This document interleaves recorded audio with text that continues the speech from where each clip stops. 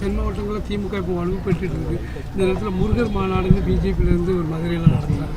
அதை பற்றி நீங்கள் என்ன நினைக்கிறீங்க? இல்லைங்க, யார் வலிமையாக இல்லாமல் இருக்கிறார்களோ அவர்கள் மதத்தை பயன்படுத்தி ஏதாவது ஒரு இடத்தை கண்டுபிடித்து விட முடியுமா என்று தொடர்ந்து தேடிக்கொண்டிருப்பார்கள். அது நிறைய பேர் பண்ணுற சூழலை நம்ம பார்த்துட்டு இருக்கோம்.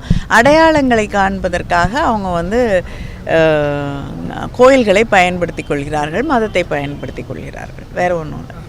இல்லைங்க, பல நாடுகளுக்கிடையே இன்று உலகம் முழுவதுமே பல பிரச்சனைகளை, போருக்கான ஒரு நிலவரங்களை நாம் பார்த்து கொண்டிருக்கிறோம். நிச்சயமாக இது இன்னும் அதிகமாகாமல் உலக நாடுகள் தலையிட்டு இதை தீர்க்க வேண்டும், சரி செய்ய வேண்டும். இது எந்த ஒரு போர் அப்படிங்கிறதோ தீவிரவாதம் என்பதோ நிச்சயமாக ஒரு ஆரோக்கியமான எதிர்காலத்தை உருவாக்கக்கூடிய ஒன்றாக இருக்க முடியாது. அது தீர்வாகவும் நிரந்தர தீர்வாகவும் இருக்க முடியாது. திருச்செந்தூரில் சீமான் போராட்டம் நடத்தியிருக்காரு.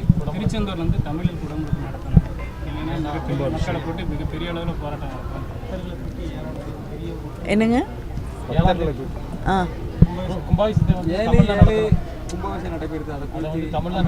இல்லை, எனக்கு தெரிஞ்சு கும்பாபிஷேகம் நடைபெறுகிறது அப்படின்றது எனக்கு தெரியும். அது எப்படி நடத்தப்படுவது அப்படிங்கிறது அறநிலையத்துறையும் அங்கு கோயிலுக்கு வரக்கூடிய பக்தர்களும் முடிவு செய்ய வேண்டும். அரசியல்வாதிகள் அதை முடிவு செய்யும். தமிழில் நடத்துங்கிறது எங்களுடைய உரிமை, அது எல்லா உரிமையும் போராடி தான் பெறணுமா அப்படிங்கிறது அவருடைய கேள்வியா? இல்லைங்க, தமிழ் சொல்கிறாங்க,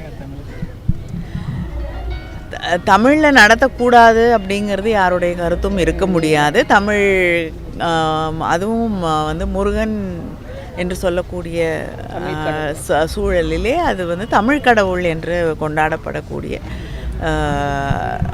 முருகன் கோயிலுக்கு கும்பாபிஷேகம் அப்படிங்கிறது சொன்னாலும் சொல்லனாலும் அது தமிழுக்கான ஒன்றாகத்தான் இருக்கும்.